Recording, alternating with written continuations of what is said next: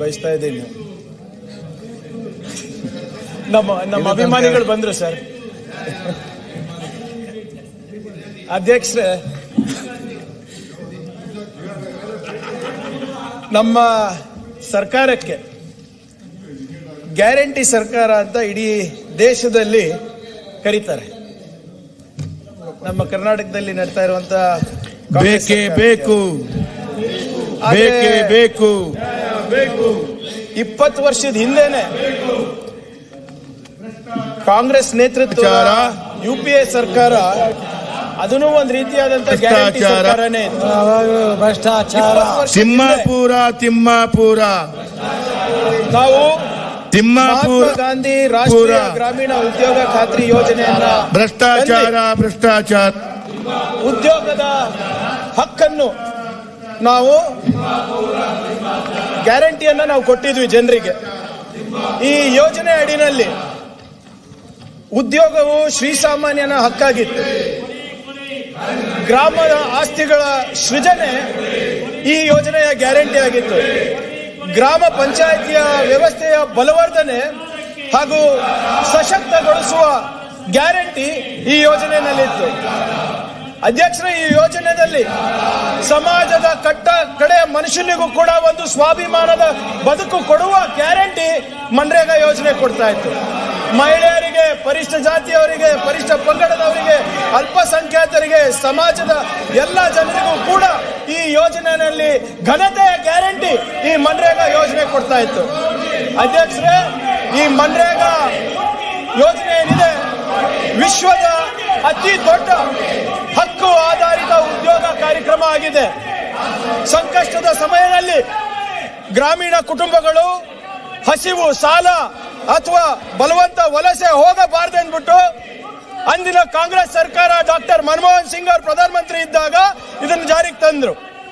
ಜನರು ಕೆಲಸ ಮಾಡಲು ಸಿದ್ಧ ಇದ್ರೆ ನಮ್ಮ ಸರ್ಕಾರ ನಿಮ್ಮ ಹಳ್ಳಿಯಲ್ಲಿ, ನಿಮ್ಮ ಮನೆ ಹತ್ರ ಘನತೆ ಮತ್ತು ಕನಿಷ್ಠ ವೇತನದೊಂದಿಗೆ ಕೆಲಸವನ್ನು ಕೊಡುವ ಗ್ಯಾರಂಟಿ ಈ ಯೋಜನೆ ಕೊಟ್ಟಿದೆ.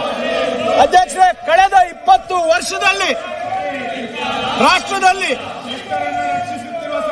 ಸುಮಾರು 4,420 ಕೋಟಿ ಮಾನವ ದಿನಗಳನ್ನ ನಾವು ಸೃಷ್ಟಿ ಮಾಡಿದ್ದೇವೆ. ಸುಮಾರು 16 ಕೋಟಿ ಜಾಬ್ ಕಾರ್ಡ್ಗಳನ್ನು ನಾವು ಇಶ್ಯೂ ಮಾಡಿದ್ದೇವೆ. ಸುಮಾರು 27 ಕೋಟಿ ಕಾರ್ಮಿಕರಿಗೆ ಬದುಕನ್ನು ನಾವು ಕೊಟ್ಟಿದ್ದೇವೆ. ಸುಮಾರು 10 ಕೋಟಿ ಗ್ರಾಮೀಣ ಆಸ್ತಿ ಸೃಜನೆಯನ್ನು ನಾವು ಮಾಡಿದ್ದೇವೆ. ಕರ್ನಾಟಕದಲ್ಲೂ ಕೂಡ ಕಳೆದ 20 ವರ್ಷದಲ್ಲಿ 183 ಕೋಟಿ ಮಾನವ ದಿನಗಳು ಕೊಟ್ಟಿರುವ ಇತಿಹಾಸ ಇದೆ. ಸುಮಾರು 81 ಲಕ್ಷ ಜಾಬ್ ಕಾರ್ಡ್ಗಳು ನಮ್ಮ ರಾಜ್ಯದಲ್ಲಿವೆ.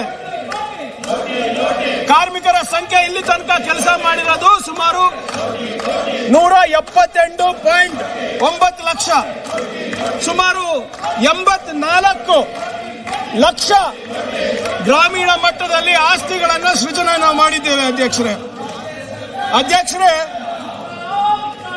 ನಮ್ಮ ಈ ಉದ್ಯೋಗ ಖಾತ್ರಿ ಯೋಜನೆ ಏನಿದೆ ನಮ್ಮ ರಾಷ್ಟ್ರದಲ್ಲಿ ಅಷ್ಟೇ ಅಲ್ಲ, ಇಡೀ ವಿಶ್ವದಲ್ಲೇ ಇದು ಹೆಸರುವಾಸಿಯಾಗಿದೆ. ಈ ಉದ್ಯೋಗ ಖಾತ್ರಿ ಯೋಜನೆ ಬಹುಶಃ ಎಲ್ಲ ಸಭೆಗಳಲ್ಲೂ, ಅಂತಾರಾಷ್ಟ್ರೀಯ ಸಭೆಗಳಲ್ಲೂ ಚರ್ಚೆ ಆಗಿದೆ. ಯುನೈಟೆಡ್ ನೇಷನ್ಸ್ ಅವರು ಇದ್ರ ಬಗ್ಗೆ ಅಧ್ಯಯನ ಮಾಡಿದ್ದಾರೆ. ಮತ್ತೆ ಕ್ಲಾರಿಫಿಕೇಶನ್ ಕೇಳಿ, ನೀವು ಉತ್ತರ ಕೇಳಿದ್ರೆ ಹೇಗೆ? ಮತ್ತೆ ಯುನೈಟೆಡ್ ನೇಷನ್ಸ್ ನಲ್ಲೂ ಕೂಡ ಮನ್ರೇಗಾ ಯೋಜನೆ ಎಷ್ಟು ಯಶಸ್ವಿಯಾಗಿ ನಡೀತಾ ಇದೆ ಅಂದ್ಬಿಟ್ಟು ಚರ್ಚೆ ನಡೆದಿದೆ. NREGA big success story of recent times in India United Nations ಅಲ್ಲಿ ಹೇಳಿದ್ದಾರೆ.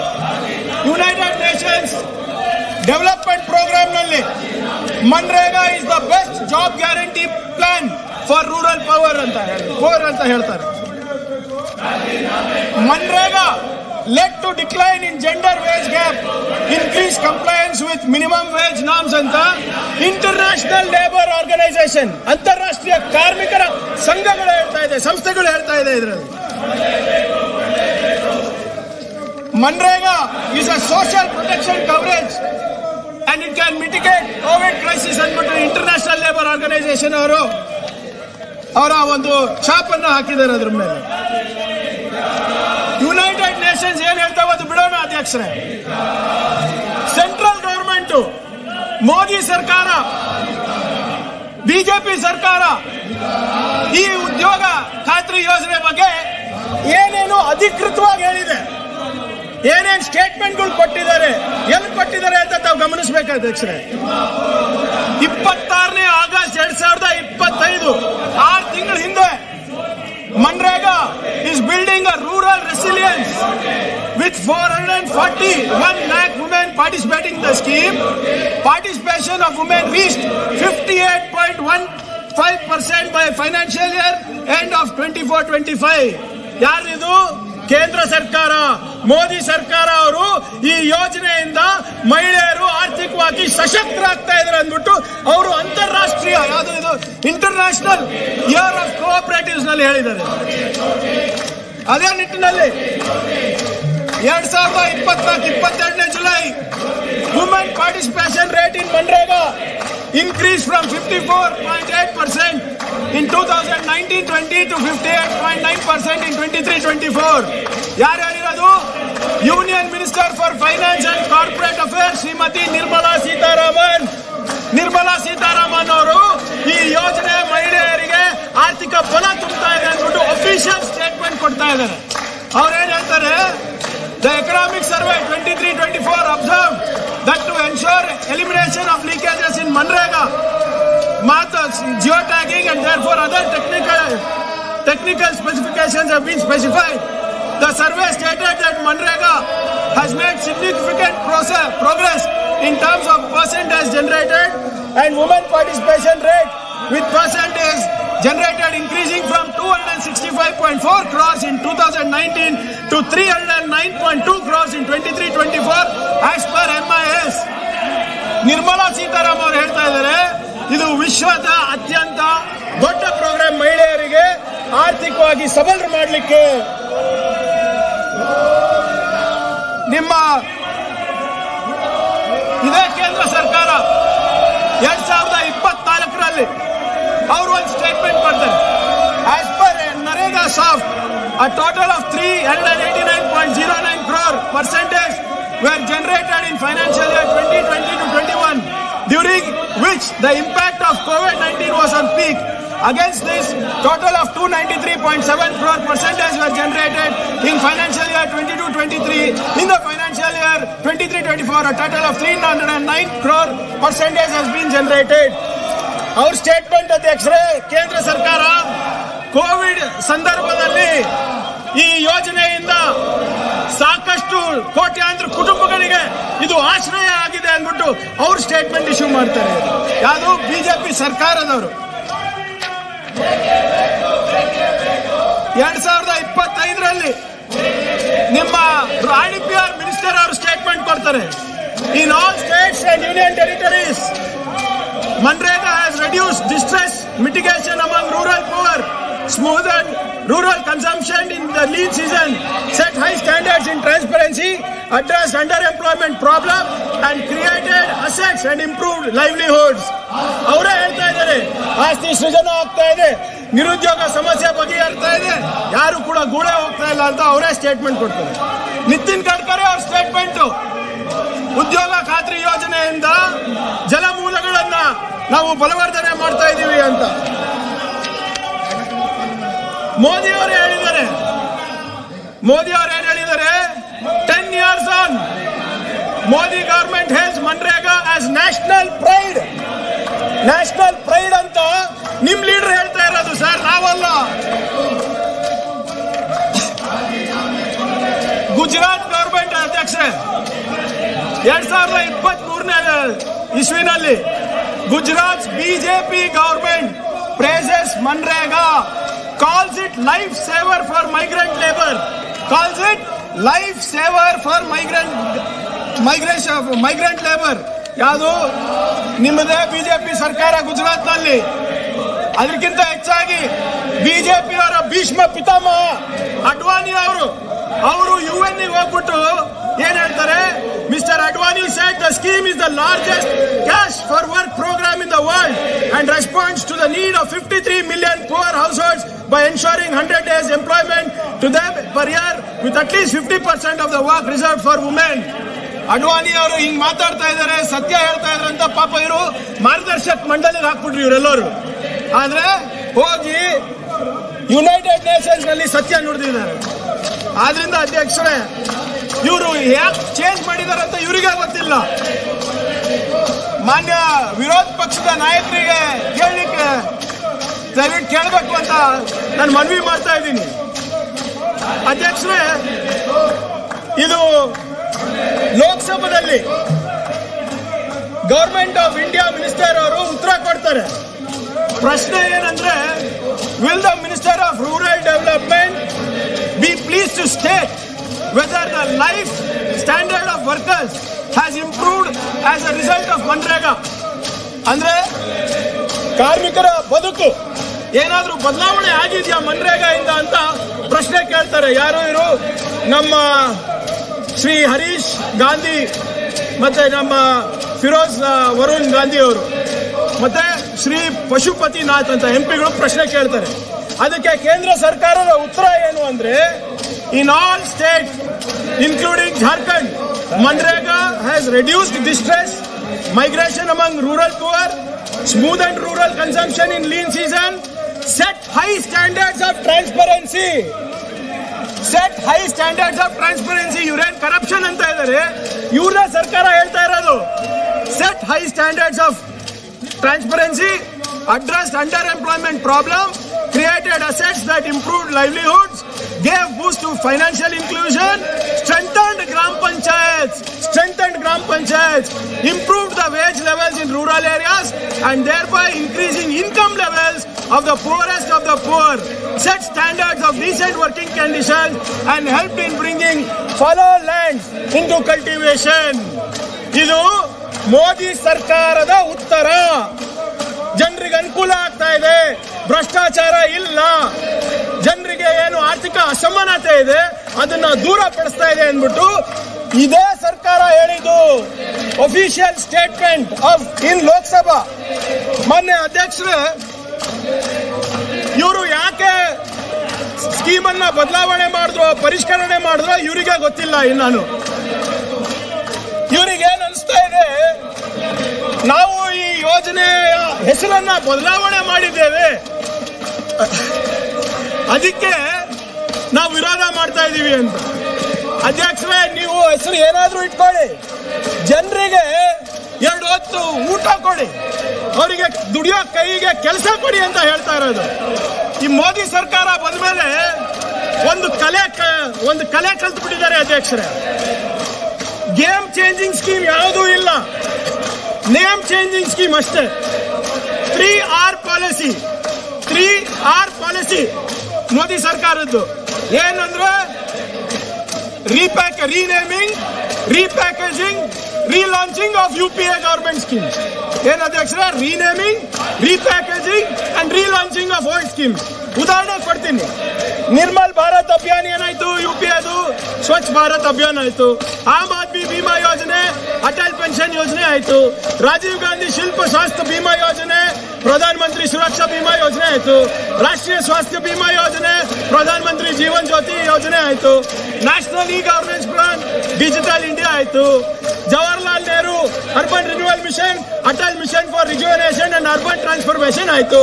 ರಾಜೀವ್ ಗಾಂಧಿ ಗ್ರಾಮೀಣ ವಿದ್ಯುತ್ಕರಣಿ ಯೋಜನಾ, ದೀನ್ ದಯಾಳ್ ಉಪಾಧ್ಯಾಯ ಗ್ರಾಮ ಜ್ಯೋತಿ ಯೋಜನಾ ಆಯ್ತು. Accelerated irrigation benefit programme, Pradhan Mantri Sinchai Yojana ಆಯ್ತು. National investment manufacturing zones, make in India ಆಯ್ತು. National skill development mission, skill India ಆಯ್ತು. Direct benefit transfer for LPG Pahal ಆಯ್ತು. National urban livelihood mission, Deen Dayal Antyodaya ಯೋಜನೆ ಆಯ್ತು. National optical fibre network Bharat net ಆಯ್ತು. National manufacturing policy ಮತ್ತೆ make in India ಆಯ್ತು. ಇಂದಿರಾ ಗಾಂಧಿ ಮಾತೃತ್ವ ಸಹಯೋಗ ಯೋಜನಾ, ಪ್ರಧಾನ ಮಂತ್ರಿ ಮಾತೃತ್ವ ವಂದನಾ ಯೋಜನಾ ಆಯ್ತು. ಸ್ವಾವಲಂಬನ್ ಯೋಜನಾ, ಅಟಲ್ ಪೆನ್ಷನ್ ಯೋಜನಾ ಆಯ್ತು. National skill development program, skill India ಆಯ್ತು.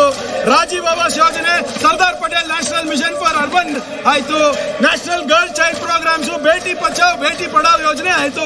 ಇಂಥದ್ದು 50 ಯೋಜನೆಗಳ ಹೆಸರಿದೆ ಅಧ್ಯಕ್ಷರೇ, 50 ಯೋಜನೆಗಳು. ನೇಮ್ ಚೇಂಜಿಂಗ್ ಅಷ್ಟೇ, ಗೇಮ್ ಚೇಂಜಿಂಗ್ ಏನಿಲ್ಲ. ಸೊ ಅದರಿಂದ ಇವರು ಮನ್ರೇಗಾ ಯೋಜನೆಯನ್ನ ಗಾಂಧೀಜಿಯವರ ಹೆಸರು ತೆಗೆದಿದ್ದು ನಮ್ಮ ತಕರಾರಿಲ್ಲ, ಅದಕ್ಕೂ ತಕರಾರಿದೆ. ಗಾಂಧೀಜಿಯವರ ತತ್ವದ ಮೇಲೆ ನಮ್ಮ ಪಕ್ಷ ನಡೀತಾ ಇದೆ, ನಮ್ಮ ಸಿದ್ಧಾಂತ ಇದೆ, ನಮ್ಮ ಏನು ಸರ್ಕಾರಿ ಯೋಜನೆಗಳು ಅವರ ಆಧಾರ, ಅವರ ತತ್ವ ಸಿದ್ಧಾಂತ ಮೇಲೆ ನಾವು ರೂಪಿಸ್ತೀವಿ. ಆದರೆ ಇವರು ಹೆಸರು ತೆಗ್ದಿರೋದ್ ಕಾರಣ ಮಾತ್ರ ನಾವು ಹೋರಾಟ ಮಾಡ್ತಾ ಇರೋದು ಅಂದ್ಬಿಟ್ಟು ಅವ್ರ ನೆರೇಟಿವ್ ನಾವು ಬೀಳಲು ಹೋಗಲ್ಲ ಸರ್. ನಾವು ದಯವಿಟ್ಟು ಇದು ಹೆಸರು ನೀವು ಯಾವ ಏನಾದ್ರೂ ಇಟ್ಕೊಳ್ಳಿ, ನಾಥೂರಾಮ್ ಅಂತಾನೆ ಇಟ್ಕೊಳ್ಳಿ, ವಿಕಸಿತ್ ಭಾರತ್ ನಾಥೂರಾಮ್ ಗೋಡ್ಸೆ ಯೋಜನೆ ಅಂತಾನೆ ಇಟ್ಕೊಳ್ಳಿ, ತೊಂದರೆ ಇಲ್ಲ. ಆದ್ರೆ ನಮ್ಮ ಜನರಿಗೆ ಬೇಕಾಗಿರೋದೇನು? ಉದ್ಯೋಗ, ಕೇಳೋ ಊಟ, ಅದನ್ನ ಕೊಡಬೇಕು ಅಂತ ಕೇಳ್ತಾ ಇರೋದು. ಯಾಕೆ ಭಿಕ್ಷಾ ಕೇಳ್ತಾ ಇಲ್ಲ, ಅವರ ಹಕ್ಕನ್ನ ಕೇಳ್ತಾ ಇರೋದು. ಅಧ್ಯಕ್ಷರೇ, ವಿಕಸಿತ್ ಭಾರತ್ ಗ್ರಾಮ್ ಜಿ ಕಾನೂನು ಇದು ಪ್ರಜಾಪ್ರಭುತ್ವಕ್ಕೆ ಧಕ್ಕೆ ತಂದಂತ ಒಂದು ಯೋಜನೆ ಇದೆ ಅಧ್ಯಕ್ಷರೇ. 6 ಪ್ರಮುಖವಾದಂತ ಅಂಶಗಳನ್ನ ತಮ್ಮ ಗಮನಕ್ಕೆ ನಾನು ತರಲಿಕ್ಕೆ ಬಯಸ್ತಾ ಇದ್ದೀನಿ. ಈ VPG ಗ್ರಾಮ್ ಜಿ ಕಾಯ್ದೆಯಿಂದ ಪಂಚಾಯತ್ ಅಧಿಕಾರಗಳು ಮೊಟಕಾಗ್ತವೆ, ಒಂದನೇದು. ಎರಡನೇದು, ಬೇಡಿಕೆ ಆಧಾರಿತ ಯೋಜನೆಯಿಂದ ಈಗ ಆರ್ಥಿಕ ಚೌಕಟ್ಟಿನ ಯೋಜನೆ ಆಗಿದೆ ಇದು. ಮೂರನೇದು, ಉದ್ಯೋಗದ ಹಕ್ಕನ್ನು ಕಸ್ಕೊಂಡು ಕಾರ್ಮಿಕರನ್ನ ಗುಲಾಮ ಮಾಡುವಂತ ಯೋಜನೆ ಮೋದಿ ಸರ್ಕಾರ ಇವತ್ತು ತಂದಿದೆ. ಈ ಹಿಂದೆ ಮಹಿಳೆಯರಿಗೆ, SC ST ದವರಿಗೆ, ಅಲ್ಪಸಂಖ್ಯಾತರಿಗೆ, ಮೂರನೇ ಲಿಂಗದವರಿಗೆ ಅಥವಾ ಬಾಧಿತರಿಗೂ ಕೂಡ ಇದರಲ್ಲಿ ಅವಕಾಶ ಇತ್ತು ಅಧ್ಯಕ್ಷರೇ. ಈಗ ಎಲ್ಲರೂ ಅವಕಾಶ ವಂಚಿತರಾಗಿದ್ದಾರೆ. ಐದನೇದು, ಈ ಮಸೂದೆ ಪೊನ್ನಣ್ಣವರು ಹೇಳ್ದಂಗೆ ಒಕ್ಕೂಟದ ವ್ಯವಸ್ಥೆ ವಿರುದ್ಧ ಅಷ್ಟೇ ಅಲ್ಲ, ಸಂವಿಧಾನದ ವಿರುದ್ಧ ಕೂಡ ಇದೆ. ಆರನೇದು ಅಧ್ಯಕ್ಷರೇ, ಈ ಮಸೂದೆ ರಾಜ್ಯ ಸರ್ಕಾರದ ಹಣಕಾಸಿನ ಮೇಲೆ ಹೆಚ್ಚಿನ ಪರಿಣಾಮ ಬೀದಿ ಕೇಂದ್ರ ಸರ್ಕಾರದಿಂದ ನಮ್ಮ ಮೇಲೆ ಒಂದು ಆರ್ಥಿಕ ಭಯೋತ್ಪಾದನೆ ನಡೆಸಬೇಕು ಅಂತ ಸಂಚು ನಡೀತಾ ಇದೆ. ಈ 6 ಅಂಶಗಳನ್ನ ನಾನು ಬಹಳ ಸಂಕ್ಷಿಪ್ತವಾಗಿ ತಮ್ಮ ಮುಂದೆ ಇಡ್ಲಿಕ್ಕೆ ನಾನು ಬಯಸ್ತಾ ಇದ್ದೀನಿ. ಮೊದಲನೇದಾಗಿ, ಈ ಯೋಜನೆ ಯಾಕೆ ಅನುಮಾನ ಅಂದ್ರೆ, ಎಲ್ಲರಿಗೂ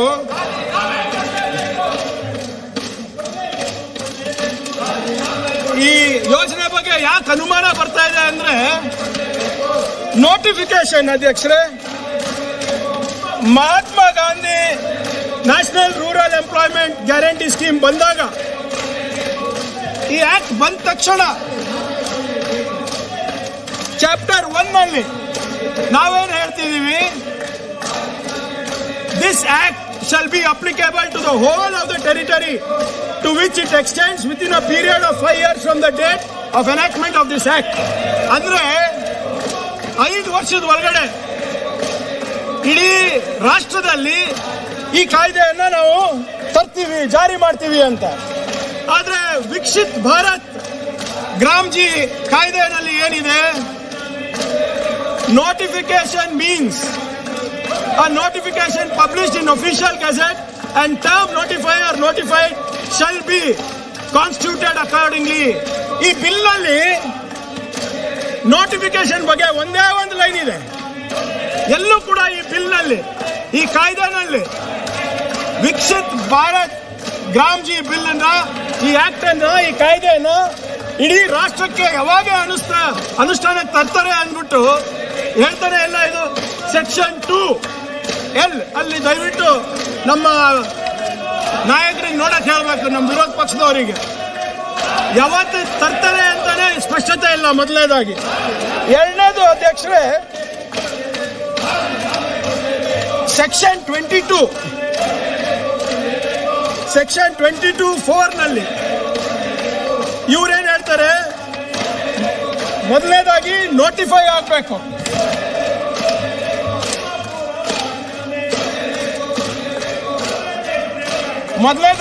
ನೋಟಿಫೈ ಆಗಬೇಕು. ನೋಟಿಫೈ ಆದ್ಮೇಲೆ ಇವರು ನಾರ್ಮೇಟಿವ್ ಅಲೋಕೇಶನ್ ಕೊಡ್ತಾರಂತೆ. ಯಾರು? ಕೇಂದ್ರ ಸರ್ಕಾರ. ಸೆಕ್ಷನ್ 22(4) ಬಹಳ ಸ್ಪಷ್ಟವಾಗಿ ಏನ್ ಹೇಳ್ತದೆ, the central government shall determine the state wise normative allocation for each financial year based on objective parameter as may be prescribe by central government.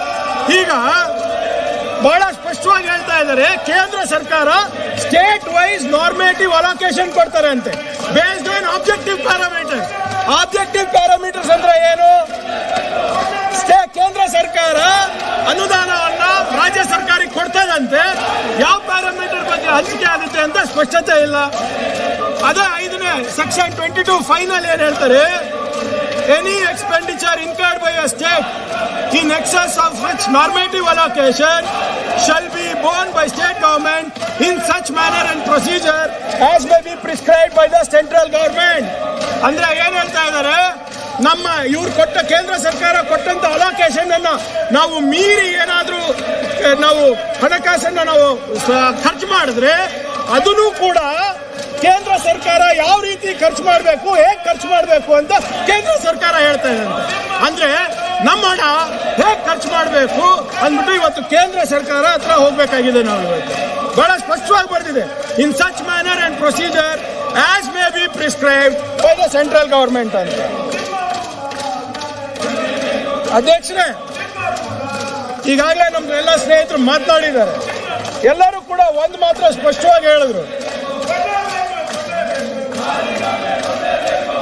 ಈ ಕಾಯ್ದೆಯಿಂದ ಭಾರತದ ಸಂವಿಧಾನದ 73ನೇ ತಿದ್ದುಪಡಿ ಪಂಚಾಯತ್ ರಾಜ್ ವ್ಯವಸ್ಥೆಗೆ ಸಂವಿಧಾನಿಕ ಸ್ಥಾನಮಾನವನ್ನು ನೀಡಿದ್ದು, ಇದನ್ನ ಸಂಪೂರ್ಣವಾಗಿ ನಿರ್ನಾಮ ಇದರಿಂದ ಆಗುತ್ತದೆ. ಅಧ್ಯಕ್ಷರೇ, ಮುಂಚೆ ಆಸ್ ಪರ್ ಮನ್ರೇಗಾ ಸೆಕ್ಷನ್ 16(1) ಗ್ರಾಮ ಪಂಚಾಯಿತಿಗಳು ಗ್ರಾಮ ಸಭೆ ಮತ್ತು ವಾರ್ಡ್ ಸಭೆಗಳನ್ನು ಶಿಫಾರಸುಗಳನ್ನು ಅನುಸಾರವಾಗಿ ಕಾಮಗಾರಿಗಳನ್ನು ಆದ್ಯತೆಯಾಗಿ ಅನುಷ್ಠಾನ ಹಾಗೂ ಅವುಗಳ ಮೇಲ್ವಿಚಾರಣೆ ಕಡ್ಡಾಯಗೊಳಿಸಲಾಗಿತ್ತು. ಆಸ್ ಪರ್ ಮನ್ರೇಗಾ section 16, panchayat recommendations were to be taken seriously and considered and implemented. ಬಹಳ ಸ್ಪಷ್ಟವಾಗಿ ನಮ್ಮ ಮನ್ರೇಗಾ ಆಕ್ಟ್ ಅಲ್ಲಿ section 16, responsibilities of the Gram Panchayat. The Gram Panchayat shall be responsible for identification of projects in Gram Panchayat area to be taken up under a scheme as per recommendations of the Gram Sabha and Ward Sabhas for executing supervising such works. A Gram Panchayat may take up any project under a scheme within the area of Gram Panchayat as may be sanctioned by the program officer. Every Gram Panchayat shall, after considering the recommendations of the Gram Sabha and Ward Sabha, prepare a development plan and maintain a shelf of possible works to be taken up under scheme, and when the demand of work arises, the Gram Panchayat shall forward its proposal for development projects, including order of priority between different works, to program officer for scrutiny and preliminary approval prior to the commencement of the year in which it is proposed to be executed. ಬಹಳ ಸ್ಪಷ್ಟವಾಗಿ development plan ಇರಬಹುದು ಅಥವಾ ಬೇರೆ ವಿಚಾರಗಳ ಕ್ರಿಯಾ ಯೋಜನೆ ಇರಬಹುದು, ಗ್ರಾಮ ಸಭೆಗಳು ಅಥವಾ ಪಂಚಾಯತ್ ಸಭೆಗಳು ಮಾಡಬೇಕು, ಪಂಚಾಯತ್ ತೀರ್ಮಾನ ಮಾಡಬೇಕು ಅಂತ ಹೇಳ್ತಾರೆ. ಆದರೆ ನಿಮ್ಮ VPG ಗ್ರಾಮ್ಜಿನಲ್ಲಿ ದೇವರ ಹೆಸರಲ್ಲಿ ಹೆಂಗ್ ಮೋಸ ಮಾಡ್ತಾ ಇದ್ದಾರೆ ತಾವು ಗಮನಿಸಬೇಕು ಅಧ್ಯಕ್ಷರೇ. ಇವರ section 19 of Section 19D Vikshit Bharat Gramji Bill nalli the Gram Panchayat shall be responsible for Section 19D odi adhyakshare. Every Gram Panchayat shall, after considering the recommendations of the Gram Sabha and Ward Sabha, keep in view of the demand for works, prepare a Vikshit Gram Panchayat plan on saturation basis. ಸ್ಪಷ್ಟವಾಗಿ may consider ಅಂತ ಕೊಟ್ಟಿದ್ದಾರೆ. ಅಂದ್ರೆ ಅವರಿಗೆ ತಗೊಳ್ಳೋದು ಕಡ್ಡಾಯ ಇಲ್ಲ, ಗ್ರಾಮ ಸಭೆ ನಡೆಸಿದ್ರು ಪ್ರಯೋಜನ ಇಲ್ಲ, ಏನಿದ್ರು ಕೂಡ ವಿಕಸಿತ್ ಗ್ರಾಮ ಪಂಚಾಯತ್ ಪ್ಲಾನ್ ಸ್ಯಾಚುರೇಷನ್ ಬೇಸಿಸ್ ಮೇಲೆ ತಗೋಬೇಕು ಅಂತ ಅವ್ರು ಹೇಳ್ತಾ ಇದ್ದಾರೆ. ಅದ್ ನೀವು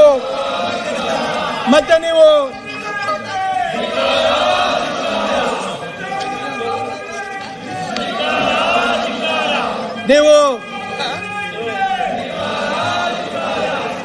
2AVB4 ನೋಡಿ ಅಧ್ಯಕ್ಷರೇ, ಬಹಳ ಸ್ಪಷ್ಟವಾಗಿ ಏನ್ ಹೇಳ್ತಾ ಇದ್ದಾರೆ ಇದರಲ್ಲಿ. The works identified in Vikshit Gram Panchayat plans shall be executed through various central, state and local schemes in convergence. ಕಡ್ಡಾಯವಾಗಿ ಎಲ್ಲ ಪಂಚಾಯತ್ ವಿಕಸಿತ ಗ್ರಾಮ ಪಂಚಾಯತ್ ಪ್ಲಾನ್ ಅನ್ನ ಏನ್ ಮಾಡ್ತೀವಿ ಅದು ಸೆಂಟ್ರಲ್ ಸ್ಟೇಟ್ ಲೋಕಲ್ ಸ್ಕೀಮ್ಸ್ ಜೊತೆ ಕನ್ವರ್ಜೆನ್ಸ್ ಆಗಬೇಕು. The schemes to be taken up for such convergence shall be notified by central government. Shall be notified by central government. ಅಂದ್ರೆ ಕೇಂದ್ರ ಸರ್ಕಾರ ಪಾಯಿಂಟ್ ಆಫ್ ಆರ್ಡರ್. ಈಗ ಒಂದು ನಿರ್ಣಯಕ್ಕೆ ನಿಮ್ದೇ ನಮ್ಮ ಸದನದ ನಿಯಮಾವಳಿ ಪ್ರಕಾರ ಯಾವುದೇ ಒಂದು ಸದಸ್ಯ ಮಾತಾಡುವಂಗಿಲ್ಲ. ಮತ್ತೆ ಯಾವುದೇ ರಿಪ್ಲೈ ಹಿಡ್ಕೊಂಡು ಒಂದ್ ನಿಮಿಷ ಕೇಳಿ, ಪೂರ್ತಿ ಕೇಳಿ, ಒಂದ್ ನಿಮಿಷ. ಇನ್ಕ್ಲೂಡಿಂಗ್ ರಿಪ್ಲೈ 5 ಗಂಟೆಗಿಂತ ಹೆಚ್ಚು ನಡೆಯುವಂಗಿಲ್ಲ. ಇನ್ಕ್ಲೂಡಿಂಗ್ ರಿಪ್ಲೈ 5 ಗಂಟೆಗಿಂತ ಹೆಚ್ಚು ನಡೆಯುವಂಗಿಲ್ಲ. ನಿಮ್ಮ 153 ತೆಗಿರಿ, ಪೇಜ್ ನಂಬರ್ 69.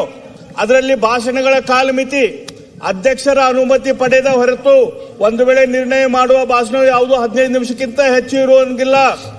ಪರಂತು ಅಷ್ಟೇ ಅಲ್ಲದೆ ಮಂತ್ರಿಗಳ ಉತ್ತರವು ಸೇರಿದಂತೆ ಒಂದು ನಿರ್ಣಯದ ಮೇಲೆ 5 ಗಂಟೆಗಳಿಗೂ ಹೆಚ್ಚು ಕಾಲ ಚರ್ಚೆ ನಡೆಯತಕ್ಕದ್ದಲ್ಲ.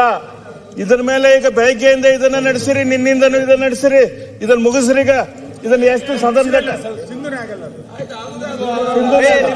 ಭಾಷಣ ಹೊಡಿತಾ ಇದ್ದೀನಿ. ಹಸಿಂದು ಆಗುತ್ತೆ, ಹಸಿಂದು ಆಗುತ್ತೆ, ಇದು ಸಂಪೂರ್ಣ ಹಸಿಂದು. ನಿಮ್ ಧ್ವನಿ ಹೋಗಿದೆ. ಯಾಕೆ ನಿಮ್ಗೆ ಇದು ಸದನದ ನಿಯಮಾವಳಿ ಬಗ್ಗೆ ನಿಮ್ಗೆ ಗೌರವ ಇಲ್ವಾ? ನೋಡಿ ಇದು ಹಸಿಂದು ಹಸಿಂದು ಇದೆ. ಹೆಂಗೆ ನಡೆಸ್ತಾ ಇದ್ದೀರಿ ನೀವು? ಇದನ್ನ ಹೆಂಗೆ ನಡೆಸ್ತಾ ಇದ್ದೀರಿ? ಇಲ್ಲ, ಹೆಂಗ್ ಮುಗಿತೈತಿ ನೀವು ಹೇಳ್ಬೇಕು. ಇದು ನಡೆಸಲಿಕ್ಕೆ ಸಾಧ್ಯ ಮಾತಾಡ್ತಾರೆ.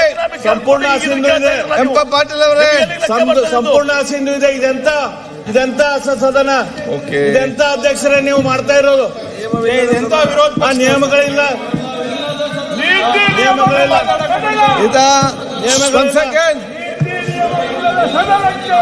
ಒಂದ್ ಸೆಕೆಂಡ್ ನೋಡಿ ಬೆಲ್ಲ ಸಾಹೇಬ್ರೆ, ನೀವೆಲ್ಲ ಮೊನ್ನೆಯಿಂದಲೂ ಕೂಡ ನೋಡಿ, ನೀವೆಲ್ಲ ಹಿರಿಯ ಸದಸ್ಯರು, ಕಾನೂನು ಕೂಡ ಜಾಸ್ತಿ ಗೊತ್ತಿದೆ, ನಿಯಮ ಕೂಡ ಗೊತ್ತಿದೆ. ನಾನು ನೀವು ಮೊನ್ನೆಯಿಂದ ಮತ್ತೆ ಹೇಳ್ತಾ ಇದ್ದೇನೆ, ನೀವೆಲ್ಲಾ ವಿಚಾರ ಕೂಡ ಪ್ರೈವೇಟ್ ಮೆಂಬರ್ಸ್ ಬಿಲ್ ನ ಬಗ್ಗೆ ಏನಿದೆ ಅಂಶ ಇದೆ ಅದನ್ನ ಬಗ್ಗೆ ನೀವು ಮಾತಾಡ್ತೀರಿ. ಗವರ್ಮೆಂಟ್ ಇಲ್ಲ, ಸರ್ಕಾರದ ನಿರ್ಣಯದಲ್ಲಿ ಯಾವುದೇ ಸದನ ಮಂಡಿಸಿದ ನಿರ್ಣಯಕ್ಕೆ ಯಾವುದೇ ಸಮಯ ಮತ್ತೆ ಯಾವ್ದು ಕೂಡ ಇರುವುದಿಲ್ಲ. ನಾವು ಮೊನ್ನೆಯಿಂದ ಅದೇ ನಾವು ಹೇಳ್ತಾ ಇದ್ದೇವೆ. ಅದಕ್ಕೆ ಇದು ಪ್ರೈವೇಟ್ ಮೆಂಬರ್ ಬಿಲ್ಲಿಗಲ್ಲ. ನೀವು ತೆಗೆದು ನೋಡ್ರಿ, ಪೇಜ್ ನಂಬರ್ 69. ಪ್ರೈವೇಟ್ ಮೆಂಬರ್ ಬಿಲ್ಲಿಗಲ್ಲ. ಯಾವುದೋ ನೋಟಿಸ್ ಕೊಟ್ಟರೆ ಅದಕ್ಕೆ 5 ಗಂಟೆಗಿಂತ ಹೆಚ್ಚು ಚರ್ಚೆಗೆ ಅವಕಾಶ ಇಲ್ಲ ಪುಸ್ತಕದ ಪ್ರಕಾರ. ಆಯ್ತು, ಆಯ್ತಪ್ಪ, ಮಾತಾಡ್ತೇನೆ. ಮನೀಶ್ ಅವರೇ, ಈಗ ಒಂದು ನಿಮಿಷ ನೋಡಿ, ಅವರೊಂದು ಪಾಯಿಂಟ್ ಆಫ್ ಆರ್ಡರ್ ರೈಸ್ ಮಾಡಿದ್ದಾರೆ. ಒಂದು ನಿಮ್ಗೆ ಕೂಡ ಒಂದು ಭವಿಷ್ಯಕ್ಕೆ ನಿಮ್ಗೆ ಕೂಡ ಮಾಹಿತಿ, ಅದು ಎಲ್ಲರಿಗೂ ಕೂಡ ಒಂದು ನಾಲೆಜ್ ಬರ್ತದೆ, ಏನು ನಿಯಮ ಮಾಡಿರ್ತದೆ ಅಂತೇಳಿ. ತಾವು ನಿಮ್ಮೊಂದು ಸಿಸ್ಟಮ್ ಪ್ರಕಾರ, ನಿಮ್ಮ ಮಾಹಿತಿ ಪ್ರಕಾರ ಇರುವಂಥದ್ದು ನೀವೊಂದು ಪಾಯಿಂಟ್ ಆಫ್ ಆರ್ಡರ್ ರೈಸ್ ಮಾಡಿದ್ದೀರಿ. ನಾನು ಈಗ ಮೊನ್ನೆ ಕೂಡ ಹೇಳಿದ್ದೇನೆ, ಒಂದು ತಾವು ಆ ಕೆಲವು ವಿಚಾರ ತಾವು ಏನು ಹೇಳಿದ್ದೀರಿ, ಅದು ಪ್ರೈವೇಟ್ ಮೆಂಬರ್ಸ್ ನಮ್ಮ ಬಿಲ್ನ ಬಗ್ಗೆ ತಾವು ಲೆಕ್ಕ ಮಾಡಿದ್ದೀರಿ, ಯಾವುದು ನಮ್ಮ ಈ ಮಂಡನೆ ಆಗಲಿಕ್ಕೆ ಬೇಕಾಗಿ. ಆದರೆ 7 ದಿವಸ ನೋಟಿಸ್ ಕೊಡಬೇಕು ಅಂತೇಳಿ ಸದನ ಮತ್ತು ತರುವಂಥ ನಿರ್ಣಯಕ್ಕೆ ಅಂತ ಯಾವುದೇ ಕಾಲಮಿತಿ ಇಲ್ಲ. ಇವತ್ತು ತಾವೇನು ಹೇಳಿದ್ದೀರಿ, 5 ಗಂಟೆ ಕಾಲ ಯಾವುದು ಕೂಡ ಚರ್ಚೆ ನಡಿಬಾರ್ದಂತ ಒಂದು ಸೆಕೆಂಡ್ ಪಾಯಿಂಟ್ ಆಫ್ ಹೇಳಿದ್ದೀರಿ. ಅದರ ನೀವು ಅದನ್ನು ಒಂದು ಪಾಯಿಂಟ್ ಇದೆ, ಅಥವಾ ಅಧ್ಯಕ್ಷರ ಅನುಮತಿ ಕೊಡಬಹುದಾದಷ್ಟು ಹೆಚ್ಚು ಕಾಲ ಮಾತಾಡಬಹುದು. ಅದು ಇದೆ, ಅದನ್ನೇ ಓದುದಿಲ್ಲ. ಅದು ಕೇವಲ ಅದು ಇದೆ ಅಂತ ಹೇಳಿದ್ರೆ 15 ನಿಮಿಷದ ರೂಲ್ಸ್ ಇರೋದು. ನೀವು ಯಾರಿಗೆ ಎಕ್ಸ್ಟೆನ್ಷನ್ ಮೆಂಬರ್ಶಿಪ್ ಕೊಡಬಹುದು, ಆದ್ರೆ ಡಿಸ್ಕಷನ್ 5 ಗಂಟೆ ದಾಟುವಂಗಿಲ್ಲ. ಚರ್ಚೆ ಮಾಡ್ತಾ ಇಲ್ಲ. ನೀವು ಪೂರ್ತಿ ಹೋದ್ರೆ ಅಧ್ಯಕ್ಷರೇ ಸುಮಿರಪ್ಪ ಒಂದ್ ನಿಮಿಷ ಬರುತ್ತ ಪೂರ್ತಿ ಓದಿ ಅಧ್ಯಕ್ಷರೇ. ನಾನು ಹೇಳಿದ್ದೇನೆ, ಅಧ್ಯಕ್ಷರ ಅನುಮತಿ ಕೊಡಬಹುದಾದಷ್ಟು ಹೆಚ್ಚು ಕಾಲ ಮಾತಾಡಬಹುದು. ಮತ್ತೇನು ನೆಕ್ಸ್ಟ್ ಅಷ್ಟೇ. ಆ ನಿರ್ಣಯವನ್ನು ಮಂತ್ರಿಗಳ ಉತ್ತರವು ಸೇರಿದಂತೆ 5 ಗಂಟೆ ಹೆಚ್ಚು ಕಾಲ ಚಂದಗಲ್ಲ ಅಂತ ಹೇಳಿ ಇದರಲ್ಲಿ ನಡೆಯತಕ್ಕದ್ದಲ್ಲ. ಸರಿ ಓಕೆ. ಮಾನ್ಯ ಅಧ್ಯಕ್ಷರೇ, ಇಲ್ಲಪ್ಪ, ಇಲ್ಲ ಒಂದ್ ನಿಮಿಷ ಅಧ್ಯಕ್ಷರ ಅನುಮತಿ ಮೇರೆಗೆ ಮಾತಾಡಿ. ನಾವು ಓದ್ತೇವೆ. ಒಂದ್ ನಿಮಿಷ. 153 ಭಾಷಣಗಳ ಕಾಲಮಿತಿ ಅಧ್ಯಕ್ಷರ ಅನುಮತಿ ಪಡೆದ ಹೊರತು ಒಂದು ನಿರ್ಣಯದ ಮೇಲೆ ಮಾಡುವ ಭಾಷಣವು 15 ನಿಮಿಷಗಳ ಕಾಲಾವಧಿಗೆ ಮೇರೆಕೊಡುವುದು. ಪರಂತು ನಿರ್ಣಯವನ್ನು ಪ್ರಸ್ತಾಪಿಸಿದಾಗ ಮತ್ತು ಸಂಬಂಧಪಟ್ಟ ಮಂತ್ರಿಗಳು ಮೊದಲನೇ ಸಲ ಮಾತನಾಡುವಾಗ 30 ನಿಮಿಷಗಳವರೆಗೆ ಅಥವಾ ಅಧ್ಯಕ್ಷರ ಅನುಮತಿ ಕೊಡಬಹುದಾದಷ್ಟು ಹೆಚ್ಚು ಕಾಲ ಮಾತನಾಡಬಹುದು. ಅಷ್ಟೇ ಅಲ್ಲದೆ ಮಂತ್ರಿಗಳ ಉತ್ತರವೂ ಸೇರಿದಂತೆ ಒಂದು ನಿರ್ಣಯದ ಮೇಲೆ 5 ಗಂಟೆಗಳಿಗೂ ಹೆಚ್ಚು ಕಾಲ ಚರ್ಚೆ ನಡೆಯತಕ್ಕದ್ದಲ್ಲ. ಇದು ಬಹಳ ಸ್ಪಷ್ಟ ಇದೆ. ಇದರಲ್ಲಿ ಯಾವುದೇ ರೀತಿಯ ಅಂಬಿಗ್ಯುಟಿ ಇಲ್ಲ, ಕನ್ಫ್ಯೂಷನ್ ಇಲ್ಲ. ಮಾನ್ಯ ಅಧ್ಯಕ್ಷರೇ, ಇದರ ಪ್ರಕಾರ ಸಂಪೂರ್ಣ ಚರ್ಚೆ 5 ಗಂಟೆಗಿಂತ ಹೆಚ್ಚು ನಡೆಯತಕ್ಕದ್ದಲ್ಲ. ಅದಾಯ್ತಂದ್ರೆ ಅದು ಅಸಿಂಧು. ಹಾಗಾಗಿ ಇವತ್ತೇನು ಇದು ಚರ್ಚೆ ನಡೆದಿದೆ ಸಂಪೂರ್ಣವಾಗಿ ಅಸಿಂಧು ಆಗಿದೆ. ಹಾಗಾಗಿ ನೀವು ಸದನದ ಟೈಮ್ ಅನ್ನು ಕಾಂಗ್ರೆಸ್ ಪಕ್ಷದವರು ಹಾಳು ಮಾಡಿದ್ದಾರೆ. ಅದಕ್ಕೆ ನೀವು ಕೂಡ ಅದಕ್ಕೆ ಬೆಂಬಲವನ್ನು ಕೊಡುವಂತ ಕೆಲಸ ಮಾಡಬೇಡ್ರಿ. ನೋಡಿ ಬೆಲ್ಲ ಮತ್ತೆ ನೀವು ಅದನ್ನೇ ಹೇಳ್ತಿದ್ರಿ. ಎಲ್ಲವೂ ಕೂಡ ಇದರಲ್ಲಿದೆ. ನಾನು ಹೇಳ್ಬಾರ್ದು. ಟೋಟಲ್ ಅಧ್ಯಕ್ಷರ ಅನುಮತಿ ಯಾವ್ದೊಂದು ನಿರ್ಣಯ ಮತ್ತು ಚರ್ಚೆ ಅಧ್ಯಕ್ಷರಿಗೆ ಕಂಡು ಬಂದು ಹೆಚ್ಚಿನ ಸಮಯ ಕೊಡಬಹುದಂತ ಕಂಡು ಬಂದ್ರೆ ಅದು ಅಧ್ಯಕ್ಷರಿಗೆ ಕೊಡುವಂತ ಅಧಿಕಾರ ಇದೆ. ಅದರ ಮುಖಾಂತರ ಚರ್ಚೆ ನಡೀತಾ ಇದೆ. ಮತ್ತೆ ನೀವು ಅದನ್ನೇ ಚರ್ಚೆ ಮಾಡ್ತೀವಿ. ಯಾಕೆ ಅದನ್ನೇ ಚರ್ಚೆ ಮಾಡ್ತೀವಿ? ಇವತ್ತಿನ ಕಾಲಘಟ್ಟದಲ್ಲಿ ಆ ಕಡೆಗೆ ಚರ್ಚೆ ಆಯಿತು, ಸ್ವಲ್ಪ ಚರ್ಚೆ ಆಗ್ತಾ ಇದೆ, ಅದ್ರ ಅನುಮತಿ ಕೊಟ್ಟಿದ್ದೇನೆ. ಇದರಲ್ಲಿ ಯಾಕೆ ನೀವು ಚರ್ಚೆ ಮುಂದುವರಿಸಿಕೊಂಡು ಕಾನೂನು ಬಹಳ ಹೇಳಿದ್ದೇನಲ್ಲ. ಅನುಸೂಚಿ 5 ಗಂಟೆಗಿಂತ ಅಂದ್ರೆ ಗ್ರಾಮ ಪಂಚಾಯತ್ ಮುಂದೆ ಸ್ಥಳೀಯ ಅಗತ್ಯತೆಗಳನ್ನು ಪೂರೈಸುವ ಯೋಜನೆಯನ್ನು ಸಿದ್ಧಪಡಿಸದೆ Viksit Bharat national rural infrastructure ನೀಡುವ ಸಲಹೆಯಂತೆ ಆದ್ಯತೆ ಕಾಮಗಾರಿಗಳನ್ನು ವಿಕಸಿತ್ ಭಾರತ್ 2047 ದೂರಗಾಮಿ ಅನುಗುಣವಾಗಿರಬೇಕು ಎಂದು ನಿರೀಕ್ಷಿಸಿರುವುದು ಗ್ರಾಮ ಪಂಚಾಯತ್ಗಳನ್ನು ಕೇವಲ ಕೇಂದ್ರ ಸರ್ಕಾರದ ಯೋಜನೆಗಳ ಅನುಷ್ಠಾನದ ಏಜೆನ್ಸಿಗಳನ್ನಾಗಿ ಮಾಡ್ತೇವೆ. ಏನಂತದೆ ಅಧ್ಯಕ್ಷರೇ ಇವ್ರದ್ದು? ಇದು ನಮ್ಮ ಸೆಕ್ಷನ್ 4 ಅಲ್ಲಿ ಶೆಡ್ಯೂಲ್ 1(4) ನಲ್ಲಿ Viksit Bharat national rural infrastructure stack shall guide states, districts and panchayat raj institution. ಕೇಂದ್ರ ಸರ್ಕಾರ ಪಂಚಾಯತ್ಗಳಿಗೆ ಗೈಡ್ ಮಾಡುತ್ತೆ ಅಂತೆ in identifying priority infrastructure gap, standardising work designs and ensuring that public investments contribute measurably to saturation outcomes at the gram panchayat, block and district level. ಬಹಳ ಸ್ಪಷ್ಟವಾಗಿ ಅಧ್ಯಕ್ಷರೇ ಇವ್ರು ಏನ್ ಹೇಳ್ತಾ ಇದ್ದಾರೆ? ಪಂಚಾಯತ್ ಈ ರೀತಿ ಚರ್ಚೆ ಆದ್ರೆ ಕೇಂದ್ರ ಸರ್ಕಾರ ತಂದಂತ ಒಂದು ಕಾಯ್ದೆಯನ್ನ ಸ್ಥಗಿತ ಮಾಡ್ಲಿಕ್ಕೆ ಆಗ್ತದ? ನಿಮ್ಗೆ ಏನು ಅಂತ ಇದ್ರು ಕೂಡ 2 ದಿನಗಳ ಕಾಲ ಈ ನೆಲದಲ್ಲಿ ಕೇಂದ್ರ ಸರ್ಕಾರವನ್ನು ಜರಿಯುವಂತ ಕೆಲಸ, ಕೇಂದ್ರ ಸರ್ಕಾರವನ್ನು ಅವಮಾನ ಮಾಡುವಂತ ಕೆಲಸ ಸಾರ್ವಜನಿಕ ಹಣದಲ್ಲಿ ಮಾಡಿದ್ದೀರಿ. ಕೋಟಿಗಟ್ಟಲೆ ಹಣವನ್ನು ಅಡ್ವರ್ಟೈಸ್ಮೆಂಟ್ಗೋಸ್ಕರ ವ್ಯಯ ಮಾಡಿದ್ದೀರಿ. ಇದೆಲ್ಲವೂ ಕೂಡ ಕೇಂದ್ರ ಸರ್ಕಾರ ಮಾಡಿರ್ತಕ್ಕಂಥ ಒಂದು ಕಾಯ್ದೆ ವಿರುದ್ಧ ನೀವು ಅನವಶ್ಯಕವಾಗಿ ಒಕ್ಕೂಟ ವ್ಯವಸ್ಥೆಯ ವಿರುದ್ಧ ಕೆಲಸ ಮಾಡಲಿಕ್ಕೆ ಹೊರಟಿದ್ದೀರಿ. ಈ ಹೋರಾಟದಲ್ಲಿ ನೀವು ಪ್ರಯೋಜನ ಆಗೋದಿಲ್ಲ.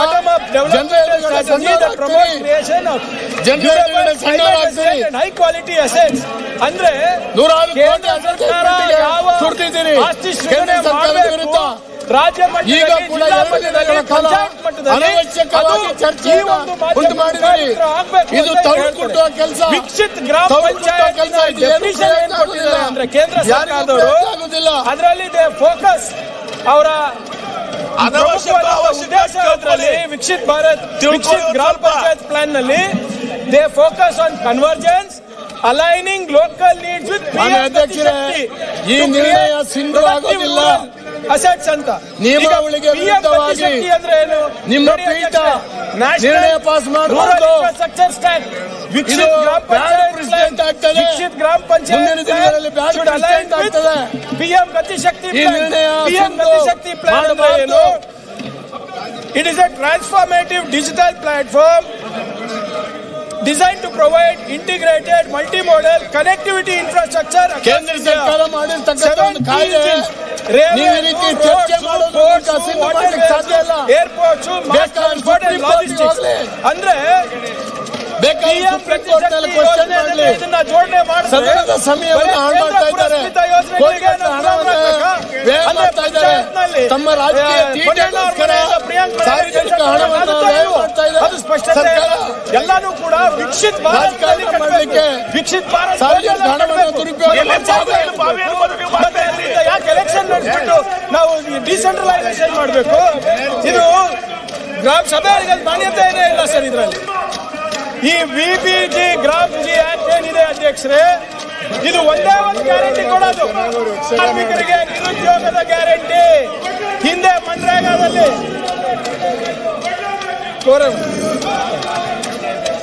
ನೀವು ಆಚೆ ಬನ್ನಿ. ಮನ್ರೇಗಾದಲ್ಲಿ ಅಧ್ಯಕ್ಷರೇ 365 ದಿನ ನಾವು ಕೆಲಸ ಕೇಳಬಹುದಾಗಿತ್ತು. ಆದ್ರೆ ಈ ಯೋಜನೆ ಅಡಿನಲ್ಲಿ 60 ದಿನ ನಿಷೇಧ ಆಗಿದೆ. ಮತ್ತೆ ಇದು ರೋಜ್ಗಾರ ಗ್ಯಾರಂಟಿ ಆಕ್ಟ್ ಹೆಂಗಾಯ್ತು ನಿಷೇಧ ಮಾಡಿದಾಗ? ಇದು ವಿಶೇಷವಾಗಿ 60 ದಿನ ಯಾವಾಗ ಕೃಷಿ ಚಟುವಟಿಕೆ ನಿರ್ಣಯವನ್ನ ಈ ಸದನ ಕೈಗೊಳ್ಳಲಿಕ್ಕೆ ಸಾಧ್ಯ ಇಲ್ಲ. ನಿಯಮಾವಳಿಗೆ ವಿರುದ್ಧವಾಗಿ ನೀವು ತೀರ್ಮಾನ ಕಾರ್ಮಿಕರು ಸಿಗೋದಿಲ್ಲ, ಅಗ್ರಿಕಲ್ಚರ್ ಲೇಬರ್, ಬಡವರು ಹೋಗಿ ಶ್ರೀಮಂತರು ಹೊಲದಲ್ಲಿ ದುಡಿಬೇಕು ಅಂದ್ಬಿಟ್ಟು ಇದು ತಂದಿರೋದು ಅಷ್ಟೇ. ಯಾಕಂದ್ರೆ ಮನ್ರೇಗಾ ಇದ್ದಾಗ ಅವರಿಗೆ ಕನಿಷ್ಠ ವೇತನ ಸಿಗ್ತಾ ಇದೆ. ಆ ಕಡೆ ಹೋಗಿ ಅಲ್ಲಿ ಮನ್ರೇಗಾದಲ್ಲಿ ದುಡಿತಾ ಇದ್ದ ಯಾವ್ದೋ ಶ್ರೀಮಂತರು ಹೊಲದಲ್ಲಿ ಹೋಗಿ ದುಡಿಯೋಕತ್ತೆ ಇರಲಿಲ್ಲ. ಈಗ ಅವ್ರಿಗೆ ಅದು ದಾರಿ ಇಲ್ಲ. ಶ್ರೀಮಂತರ ಹತ್ರ ಕೈ ಕಟ್ಕೊಂಡು ನಿಂತ್ಕೊಂಡು ನಾನು ಹೊಲದಲ್ಲಿ ಕೆಲಸ ಮಾಡ್ತೀನಿ ಅಂತಾರೆ. ಆ ಶ್ರೀಮಂತ ಏನ್ ಹೇಳ್ತಾರೆ, ₹400 ಕೊಡೋಕ್ಕಾಗಲ್ಲ, ₹200 ಬರ್ತೀನಿ, ಅದರಲ್ಲೇ ದುಡಿಯಬೇಕು. ಕನಿಷ್ಠ ವೇತನನೂ ಇಲ್ಲ, ಕಾರ್ಮಿಕರ ಶೋಷಣೆನೂ ಆಗುತ್ತೆ. ಮತ್ತೆ ಕಾರ್ಮಿಕರು ಇವ್ರದೆಲ್ಲರದು ಗುಲಾಮರು ಮಾಡ್ಲಿಕ್ಕೆ ಈ ನಿಷೇಧವನ್ನ ತಂದಿರೋದು. ಇವತ್ತು ಬಹಳ ಸ್ಪಷ್ಟವಾಗಿ ಈ ಕಾನೂನು ಕಾರ್ಮಿಕ ವಿರೋಧಿ ಕಾನೂನಿದೆ ಅಧ್ಯಕ್ಷರೇ. ನಿಮಗೆ ಮನ್ರೇಗಾನಲ್ಲಿ ಕನಿಷ್ಠ ವೇತನಕ್ಕೆ ಅದು ಹಕ್ಕಾಗಿತ್ತು, ಜನರ ಹಕ್ಕಾಗಿತ್ತು. ಕೇಂದ್ರ ಸರ್ಕಾರ ಈಗಾಗಲೇ ಕಾಯ್ದೆ ನೀವು ಕಿತ್ತು ಬಿಸಾಕ್ಬಿಟ್ಟಿದ್ದಾರೆ ಅಧ್ಯಕ್ಷರೇ. ನೀವು ಸೆಕ್ಷನ್ 6 ಕರ್ನಾಟಕ ರಾಜ್ಯದಲ್ಲಿ ಅಭಿವೃದ್ಧಿಗೆ ಹಣ ಇಲ್ಲ. ಇಂಥ ರಾಜಕಾರಣಕ್ಕೆ ಹಣ ನಿಮ್ಮ ರಾಜಕಾರಣಕ್ಕಾಗಿ ಇವತ್ತು ಅಡ್ವರ್ಟೈಸ್ಮೆಂಟ್ 2 ದಿನ ಅನವಶ್ಯಕವಾಗಿ ಸದನ ನಡೆಸುವಂತದ್ದು ಕೆಲಸವನ್ನು ಮಾಡ್ತಾ ಇದ್ದೀರಿ. Specify the wage rate for purposes of the act, provided that different rates of wage rates may be specified for different areas until such time as a wage rate is fixed by central government in respect of any area in the state. The minimum wage fixed by state government under section 3 of Minimum Wages Act 1948 for agriculture labor shall be considered as a wage rate applicable to that area ಅಂತ ಬಹಳ ಸ್ಪಷ್ಟವಾಗಿ ಹೇಳ್ತದೆ. ಇದ್ರಲ್ಲಿ ಏನಾಗ್ತಾ ಇತ್ತು, ಮನ್ರೇಗಾದಲ್ಲಿ ಕನಿಷ್ಠ ವೇತನ ಒಬ್ಬ ಕೂಲಿ ಏನು ಕೂಲಿ ದರ ಮಾಡಬೇಕಾದ್ರೆ ಕನಿಷ್ಠ ವೇತನ ಪ್ರೊಟೆಕ್ಷನ್ ಇತ್ತು.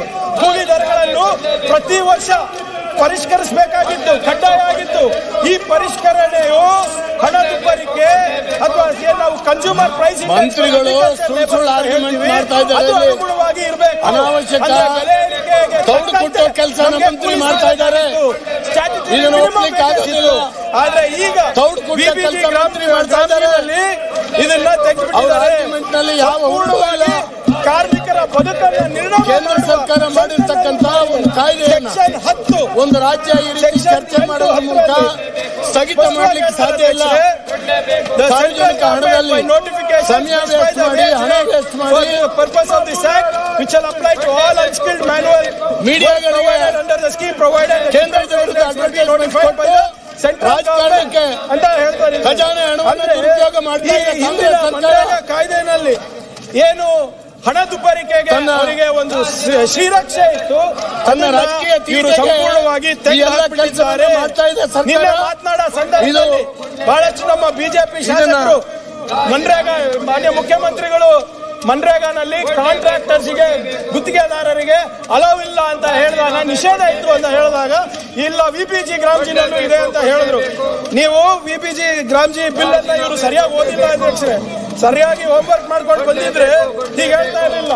ಮನ್ರೇಗಾನಲ್ಲಿ ಕಾಂಟ್ರಾಕ್ಟರ್ ಅಂತ ನೋಡಿ, ವಿಬಿಜಿ ಮನ್ರೇಗಾ ಬಗ್ಗೆ ಇಲ್ಲಿ ಚರ್ಚೆ ಮಾಡೋ ಪರಿಸ್ಥಿತಿನಲ್ಲಿಲ್ಲ.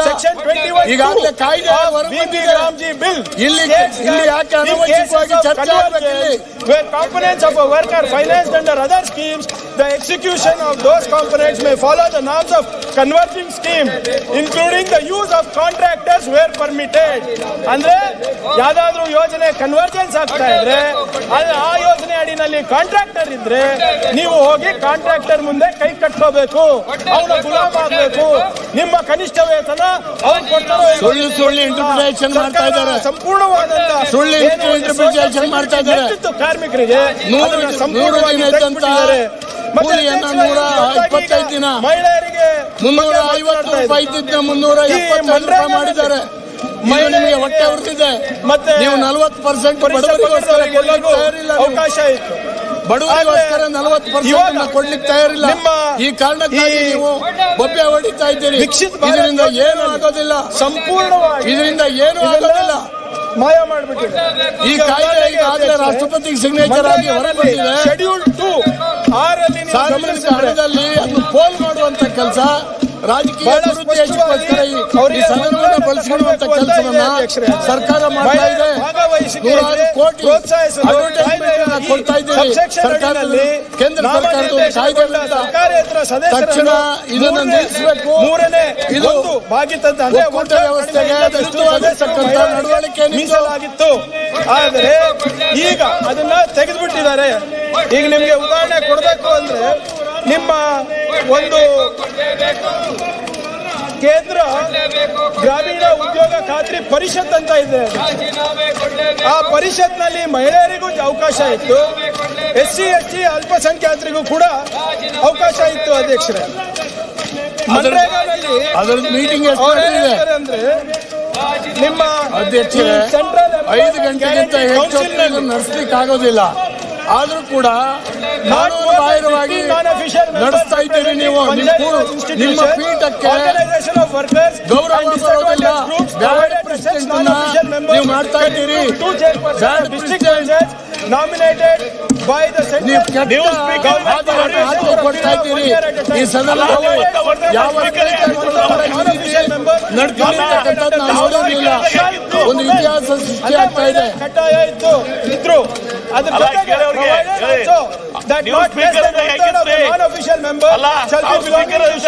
ಸುಳ್ಳು ಹೇಳ್ತಾ ಇದ್ದಾರೆ ಮಂತ್ರಿಗಳು. ಸುಳ್ಳು ಹೇಳ್ತಾ ಇದ್ದಾರೆ. SC ST OBCಗಳಿಗೂ ಕೂಡ ಈ ನಿಮ್ಮ ಸೆಂಟ್ರಲ್ ಎಂಪ್ಲಾಯ್ಮೆಂಟ್ ಗ್ಯಾರಂಟಿ ಕೌನ್ಸಿಲ್ ನಲ್ಲಿ ಅವಕಾಶ ಇತ್ತು.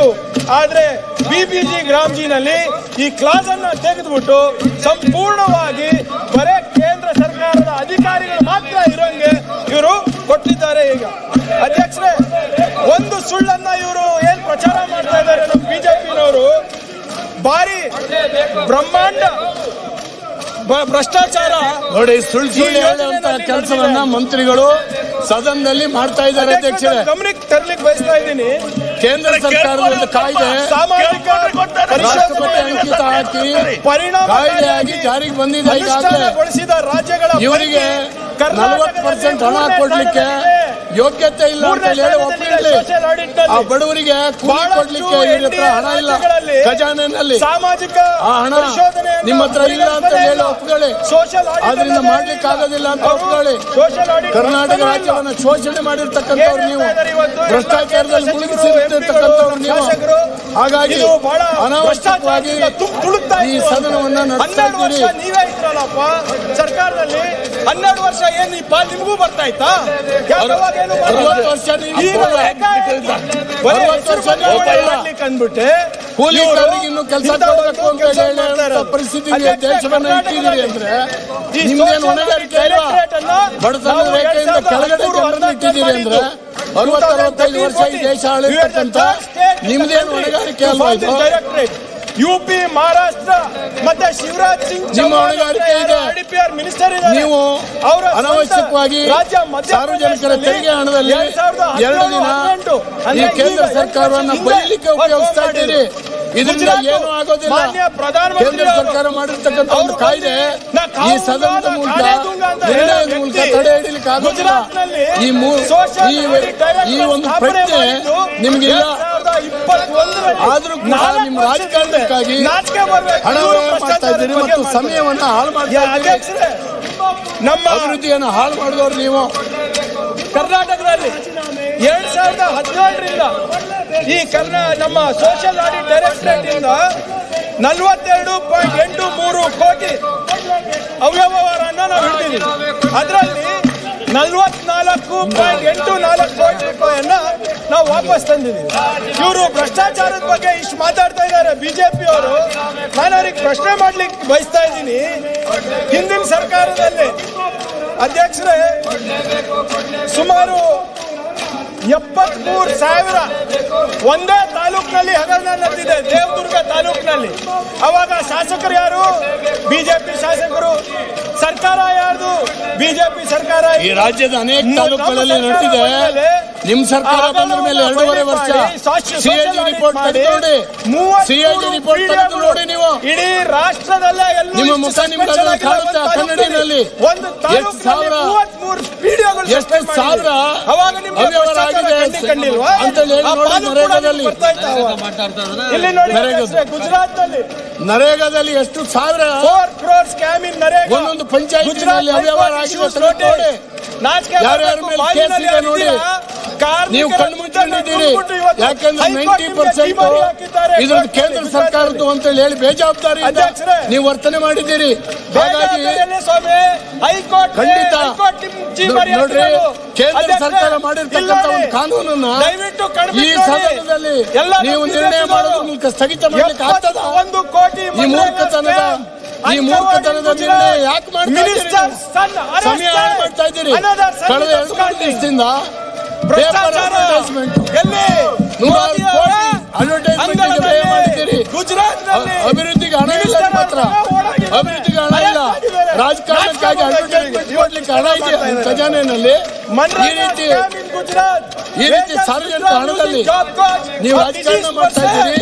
ತಕ್ಷಣ ಇಳಿಬೇಕು ನೀವು. ಒಂದು ಕಡೆ ಭ್ರಷ್ಟಾಚಾರ, ಇನ್ನೊಂದು ಕಡೆ ಸರ್ಕಾರಿ ಪ್ರಾಯೋಗಿಕವಾಗಿರ್ತಕ್ಕಂಥ ಹಣ ಖರ್ಚು ದುಂಡು ಮಾಡ್ತಾ ಇದ್ದೀರಿ. ರಾಜೀನಾಮೆ ಕೊಟ್ಟು ಇಳಿಬೇಕಾಗ್ತದೆ. ನೀವು ಮಂತ್ರಿಯಾಗಿ ಆ ಖಾತೆಯನ್ನ ಸರಿಯಾದ ರೀತಿ ನಿಭಾಯಿಸ್ತಾ ಇಲ್ಲ.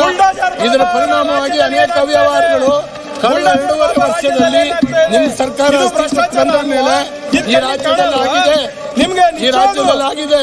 ಅದನ್ನ ತಡೆಗಟ್ಟುವಂತ ಒಂದು ಕಾಯ್ದೆಯನ್ನ ಕೇಂದ್ರ ಮಾಡಿದೆ. ಇದಕ್ಕೆ ನಿಮ್ಗೆ ಇವತ್ತು ಹೊಟ್ಟೆ ಇದೆ. ಇದಕ್ಕೆ ನಿಮ್ಗೆ ಹೊಟ್ಟೆ ಇದೆ. ಎಲ್ಲ ಅವ್ಯವಹಾರವನ್ನು ತಡೆಗಟ್ಟಿದ್ದಾರೆ, ಬಂದ್ ಮಾಡಿದೆ ಕೇಂದ್ರ ಸರ್ಕಾರ ಅಂತ ಹೇಳಿ. ಮತ್ತು 40% ನೀವು ಕೊಡ್ಲಿಕ್ಕೆ ನಿಮ್ಮ ಹತ್ರ ದುಡ್ಡಿಲ್ಲ. ನಿಮ್ಮ ಹತ್ರ ಅವ್ಯವಹಾರ ತಂದಿದ್ದೀರಿ. ನಿಮ್ ಖಜಾನೆ ಖಾಲಿ ಮಾಡ್ಕೊಂಡಿದ್ದೀರಿ. ಜನರನ್ನು ಸುಲಿಗೆ ಮಾಡಿ ಎಷ್ಟು ತೆರಿಗೆ ಹಾಕಿದ್ರು ಕೂಡ ಇವತ್ತು ಗ್ಯಾರಂಟಿಗಳಿಗೆ ಸಾಕಾಗ್ತಾ ಇಲ್ಲ. ಬಡವರಿಗೆ ಕೊಡುವಂತ 40% ನಿಮ್ಗೆ ಕೊಡ್ಲಿಕ್ಕೆ ಆಗ್ತಾ ಇಲ್ಲ. ಅದಕ್ಕಾಗಿ ಈ ನಿರ್ಣಯ ತರಲಿಕ್ಕೆ ಹೊರಟಿದ್ದೀರಿ. ಈ ನಿರ್ಣಯದ ಮೂಲಕ ಕೇಂದ್ರ ಸರ್ಕಾರ ಮಾಡಿರ್ತಕ್ಕಂಥ ಒಂದು ಕಾಯ್ದೆಯನ್ನ ತಡೆ ಹಿಡಿಯಲಿಕ್ಕೆ ಆಗೋದಿಲ್ಲ. ಕೇವಲ ತೌಡು ಮುಟ್ಟ 2 ದಿವಸದಿಂದ ನೀವು ಈ ಸದನದಲ್ಲಿ ಮಾಡ್ತಾ ಇದ್ದೀರಿ. 100 ಕೋಟಿ ವ್ಯಯ ಮಾಡಿ ಸರ್ಕಾರದ ವಿರುದ್ಧ ನಮ್ಮ ಕರ್ನಾಟಕದಲ್ಲಿ ಇದರಿಂದ ಯಾವ ಪ್ರಯೋಜನ ಆಗ್ತಾ ಇಲ್ಲ. ನಿಮ್ಮ ಪಕ್ಕದ ಹಣವನ್ನ ನಿಮ್ಮ ರಾಜಕೀಯ ತೀಟೆಗೋಸ್ಕರ ಖರ್ಚು ಮಾಡ್ತಾ ಇದ್ದೀರಿ. ಅನುಮಾನಾಸ್ಪದ. ಮಾನ್ಯ ಅಧ್ಯಕ್ಷರೇ, ನೀವು ಕೂಡ ಕಾನೂನು ಬಾಹಿರವಾಗಿ ನಿಯಮ ಬಾಹಿರವಾಗಿ ಈ ಸಭೆಯನ್ನ ನಡೆಸಲಿಕ್ಕೆ ಅವಕಾಶ ಮಾಡಿಕೊಟ್ಟು ಬ್ಯಾಡ್ ಪುಸ್ತಕವನ್ನು ಹಾಕೊಡ್ತಾ ಇದ್ದೀರಿ. ಬ್ಯಾಡ್ ಪುಸ್ತಕ ಹಾಕೊಡ್ತಾ ಇದ್ದೀರಿ ನೀವು. ಹಾಗಾಗಿ ಇದು ಖಂಡಿತವಾಗೂ ಸರಿ ಆಗೋದಿಲ್ಲ. ಅವನ್ನ ಕರ್ನಾಟಕದಲ್ಲಿದೆ ಅಂತೇಳಿ ಮಾತನಾಡುವಂತ ಒಂದು ಹುಚ್ಚ ಸಹವಾಸಕ್ಕೆ ಹೋಗ್ತಾ ಇದ್ದಾರೆ. ಚಿತ್ರದುರ್ಗದಲ್ಲಿ ಇರುವಂತ ಶಾಸಕರ ಮೇಲೆ ಆಕ್ಷನ್ ತಗೊಳ್ಳಿ. ಹಿಂದಿನ ಶಾಸಕರು ಗುಜರಾತ್ ನಲ್ಲಿ ತಗೊಳ್ಳಿ, ಗುಜರಾತಿನ ಮಂತ್ರಿನೇ ಅರೆಸ್ಟ್ ಆಗಿದ್ದಾನೆ 71 ಕೋಟಿ ರೂಪಾಯಿ ಕಾರ್ಮಿಕರ ದುಡ್ಡನ್ನ ಹೊಡೆದ್ಬಿಟ್ಟು. ಯುಪಿ ನಲ್ಲಿ ತಗೊಳ್ಳಿ, ಕರ್ನಾಟಕ ಸೋಷಿಯಲ್ ಆಡಿಟ್ ನಿಮ್ಮ ಸರ್ಕಾರದ ಸಹಿತ ಈಗಾಗಲೇ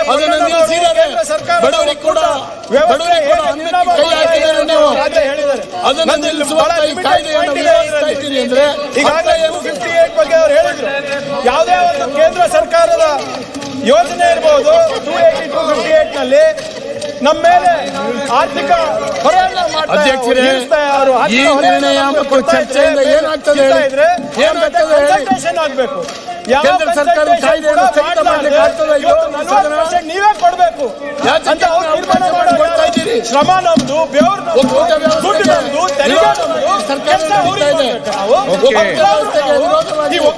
ನಿರ್ಣಯವನ್ನು ಪಾಸ್ ಮಾಡ್ತಾ ಇದ್ದೀರಿ. ಸಂವಿಧಾನದ ಡೈರೆಕ್ಟಿವ್ ಪ್ರಿನ್ಸಿಪಲ್ ಇದು ತಪ್ಪಾಗ್ತದೆ. ಒಕ್ಕೂಟ ವ್ಯವಸ್ಥೆಯ ವಿರೋಧಿ ಕಾಯ್ದೆ ಇದು, ನಿರ್ಣಯ ಇದು. ಉದ್ಯೋಗದ ಹಕ್ಕನ್ನ ಕೊಡಬೇಕು. ಆದ್ರಿಂದ ಇಲ್ಲಿ 15 ದಿವಸ ಚರ್ಚೆ ಮಾಡಿದ್ರು. ಇವ್ರು ತೌಡುಕುಟ್ಟ ಕೆಲಸ ಮಾಡ್ಬೋದು ಬಿಟ್ರೆ ಬೇರೆ ಏನೂ ಆಗೋದಿಲ್ಲ, ಬೇರೆ ಏನೂ ಆಗೋದಿಲ್ಲ. ಇವರು ಬಿಜೆಪಿ ಈಗ ಅಧ್ಯಕ್ಷರ ಸೋಷಿಯಲ್ ಆಡಿಟ್ ಬಗ್ಗೆ ಹೇಳ್ಬೇಕಾದಾಗ ಕನಕಪುರದಲ್ಲಿ ನಮ್ಮ ಉಪಮುಖ್ಯಮಂತ್ರಿಗಳ ಕ್ಷೇತ್ರದಲ್ಲಿ ಇಷ್ಟು ಅದ್ಭುತವಾದಂತ ಕೆಲಸ ಆಗಿದೆ. ಮನ್ರೇಗಾದಲ್ಲಿ ಕೇಂದ್ರ ಸರ್ಕಾರಕ್ಕೆ ನಂಬಿಕೆನೇ ಬಂದಿಲ್ಲ. 3 ಸರಿ ಗುಲ್ಬರ್ಗದಲ್ಲಿ ನಿಮ್ಮ ಕ್ಷೇತ್ರದಲ್ಲಿ ಏನಾಗಿದೆ ಹೇಳಿ, ಯಾವ್ಯಾವ ಪಂಚಾಯತಿಗೆ ಎಷ್ಟು ಅವ್ಯವಹಾರ ಆಗಿದೆ ಹೇಳಿ. ಅದಾದ್ಮೇಲೆ ಸಮಯ ಮಂತ್ರಿಯಾಗಿ ನಿಮ್ಮ ಜಿಲ್ಲೆಯಲ್ಲಿ ಎಷ್ಟು ಅವ್ಯವಹಾರ ಆಗಿದೆ ಹೇಳಿ. ಅವರು ನಿಮ್ಮ ಮೋದಿ ಸರ್ಕಾರ ಗೊತ್ತಾಗುತ್ತೆ. ಡಿಸ್ಟ್ರಿಕ್ಟ್ ಇವತ್ತು ಪ್ರಶಸ್ತಿ ಕೊಡಲೇಬೇಕು. ಕನಕಪುರ ಬ್ಲಾಕ್ ರಾಜೀನಾಮೆ ಇದೆಲ್ಲ ತೌಡುಕುಟ್ಟ ಕೆಲಸ. ನಿಮ್ ಗುಲ್ಬರ್ಗ DCM ನೀವು ಪಂಚಾಯತ್ ರಾಜ್ ಸಚಿವರಾಗಿ ನಿಮ್ಮ ಜಿಲ್ಲೆಯ ಪ್ರಗತಿ, ಪಂಚಾಯತ್ ರಾಜ್ ಸಚಿವರಾಗಿ ನಿಮ್ಮ ಜಿಲ್ಲೆಯ ಪ್ರಗತಿ, ನಿಮ್ಮ ಜಿಲ್ಲೆಯಲ್ಲಿ ಏನಾಗಿದೆ, ನಿಮ್ಮ ಜಿಲ್ಲೆಯಲ್ಲಿ ಎಷ್ಟು ಅವ್ಯವಹಾರ ಆಗಿದೆ, ಎಷ್ಟು ಪ್ರಗತಿ ಆಗಿದೆ ಹೇಳೋಕ್ಕಾಗುತ್ತೆ ನಿಮ್ಗೆ? ನಾವು 8 ಲಕ್ಷ ಅಧ್ಯಕ್ಷರೇ ಸಾಮಾನ್ಯ ಪ್ರಜ್ಞೆ ಇದ್ದವ್ರ ನಾವು ಮಾತಾಡಬಹುದು. ಸುಮ್ಮನೆ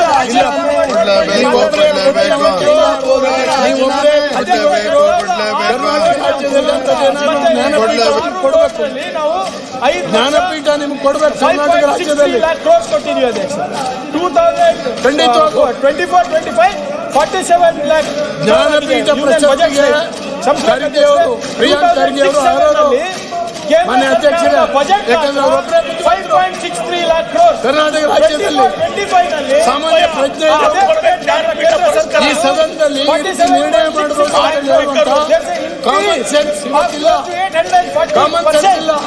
ಅದಕ್ಕಾಗಿ ನಿರ್ಣಯ ಆಗ್ತಾ ಇದೆ. ಕುಟ್ಟುವಂತ ಕೆಲಸ ಮಾಡ್ತಾ ಇದ್ದೀರಿ. ಇದಕ್ಕಾಗಿ ಸದನದ ಸಮಯವನ್ನು ಹಾಳು ಮಾಡ್ತಾ ಇದ್ದೀರಿ, ಹಣ ವೇಸ್ಟ್ ಮಾಡ್ತಾ ಇದ್ದೀರಿ. ಕೇಂದ್ರ ಸರ್ಕಾರ ಮಾಡಿರ್ತಕ್ಕಂಥ ಕಾಯ್ದೆ ಈ ನಿರ್ಣಯದಿಂದ ಸ್ಥಗಿತ ಆಗಲಿಕ್ಕೆ ಯಾವ ಕಾರಣಕ್ಕೂ ಸಾಧ್ಯ ಇಲ್ಲ. ಆದ್ರಿಂದ ಸುಪ್ರೀಂ ಕೋರ್ಟ್ಗೆ ಹೋಗ್ರಿ.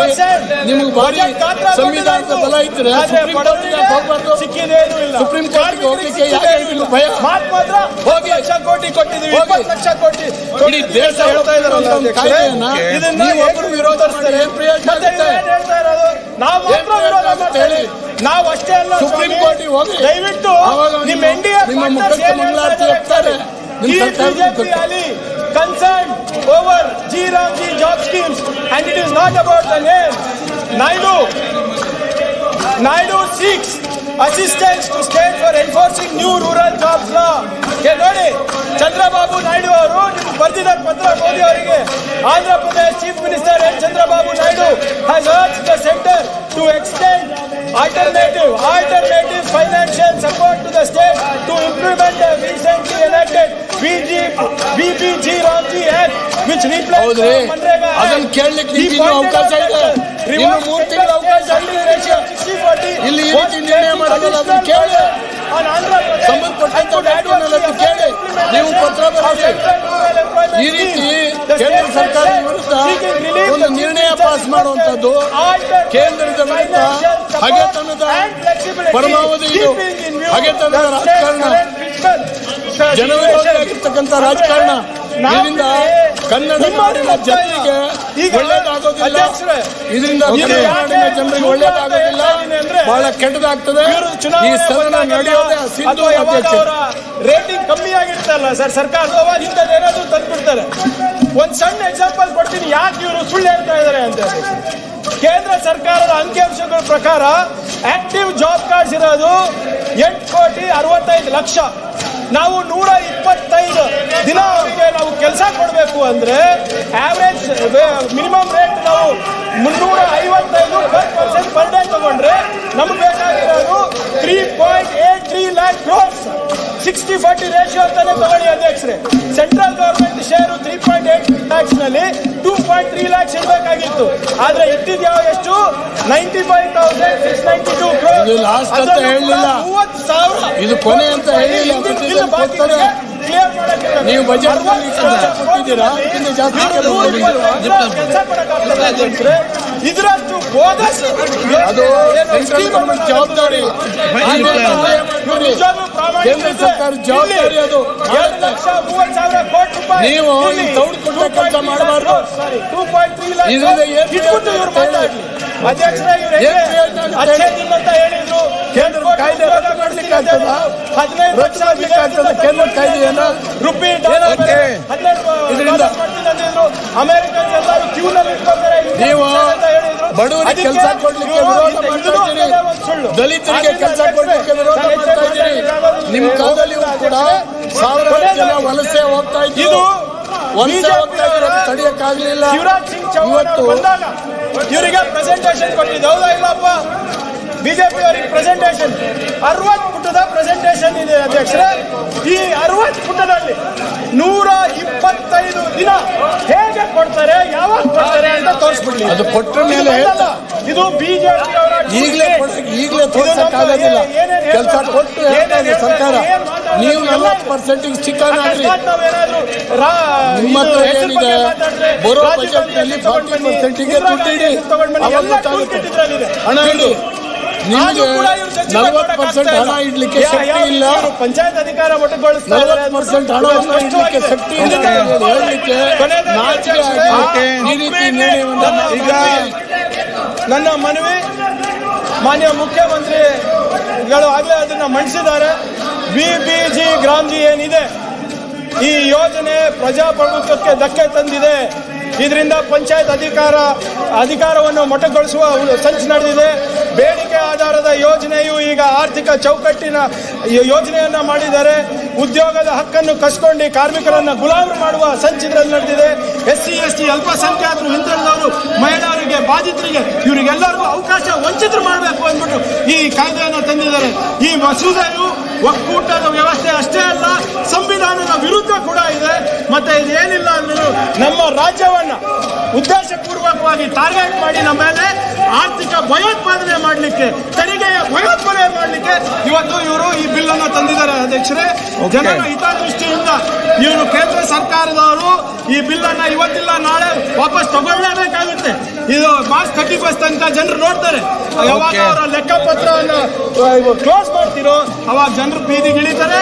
ಯಾವ ರೀತಿ ಕೃಷಿ ಕಾಯ್ದೆಯನ್ನ ಮೋದಿ ಅವರು ಜನರಿಗೆ ಹೆದರ್ಬಿಟ್ಟು ಇವರು ವಾಪಸ್ ತಗೊಂಡ್ರು, ಅದೇ ರೀತಿ ಪಂಚಾಯತ್ ಈ ಕಾಯ್ದೆಯನ್ನ ಕೂಡ ಇವರು ಜನರ ಮಂಡನೆಗೆ ಬಗ್ಗೆ ಇವರು ತಗೊಳ್ಳೋದ್ರಲ್ಲಿ ಯಾವುದೇ ಸಂಶಯ ಇಲ್ಲ ಅಧ್ಯಕ್ಷರೇ. ನನ್ನ ಮನವಿ ಇಷ್ಟೇ, ಮಾನ್ಯ ಮುಖ್ಯಮಂತ್ರಿಗಳು ಏನು ಮಂಡಿಸಿದ ಅದನ್ನ ಸಹಮತಿ ವ್ಯಕ್ತಪಡಿಸಲು ಇವತ್ತು ಇಡೀ ಸದನವನ್ನು ನಾನು ಕೋರ್ತಾ ಇದ್ದೇನೆ. ಮತ್ತು ಈ ಹೋರಾಟವನ್ನ ನಾವು ಇಲ್ಲೇ ಮುಗಿಸೋದಿಲ್ಲ, ಇದು ಬೀದಿಗೆ ತಗೊಂಡೋಗಿ ಜನರ ಪರವಾಗಿ ನಾವು ಹಿಂದೆನೂ ನಿಂತಿದ್ದೇವೆ, ಮುಂದೆ ಕೂಡ ನಿಂತಿದ್ದೇವೆ. ಮನ್ರೇಗಾವನ್ನ ಪುನರ್ಜಾರಿಗೆ ತರುವಂತ ತನಕ ನಮ್ಮ ಹೋರಾಟ ಇರುತ್ತೆ ಅಂತ ಹೇಳಕ್ಕೆ ಅವಕಾಶಕ್ಕೆ ಹೊಂದಿಸ್ತಾ ನಾನು 2 ಮಾತು ಮುಗಿಸ್ತೀನಿ. ಜೈ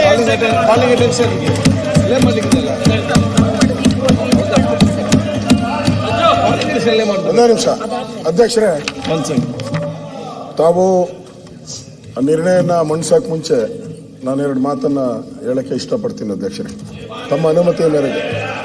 ನಾನೇನು ಭಾವಿ ಈ ಸರ್ಕಾರ ಅಬಕಾರಿ ಬಿಟ್ಬಿಡಿ, ಅವನೇ ಮಾತಾಡ್ಕೊಂಡು ಅಬಕಾರಿ ಹಗರಣದಲ್ಲಿ ಲೂಟಿ ಮಾಡಿದ್ದಾರೆ. ನಾವು ಅಬಕಾರಿ ಹಗರಣದನ್ನ ತನಿಖೆ ಮಾಡಬೇಕು. ಅವ್ರನ್ನ